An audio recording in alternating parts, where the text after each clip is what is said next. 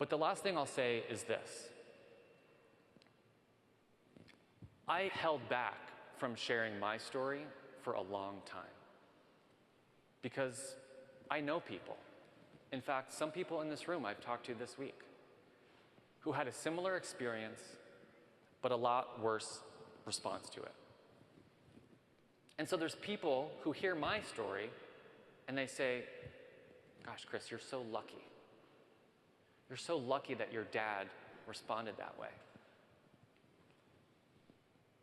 But I know one of the reasons my dad was able to have the loving response that he did was because of the work that was laid down for years before I even had that conversation with him, by people I've never met, that he's never met, who were willing to do what it took to make that conversation over dinner with my dad feel safe. I was the recipient of a ripple effect that started long before I came along and is continuing to ripple out today.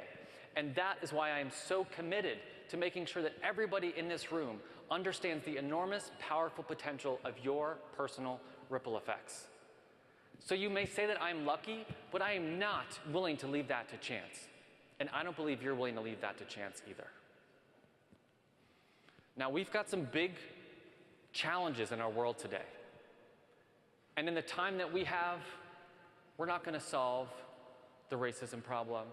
We're not going to solve the mental health crisis. We're not going to close the gender pay gap.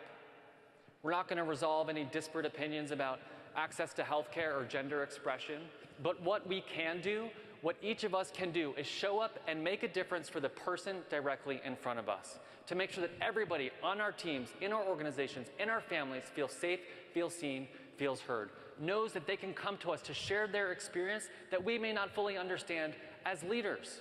And if we can do that, if we can create a space where all of that happens, the ripple effect is that these big problems get taken care of and we are the last generation of people to deal with them. And if we can do that, there will be people who 5, 10, 20 years from now are recipients of the ripple effects that we all create today. But without the pebble in the pond, those ripples never reach the shore. So be the pebble, start a ripple, and let's be the last generation of people who have to talk about how to be a decent human being at work. I'm Chris Rollins. Thank you so much. Remember, the ripple starts with you. Thank you.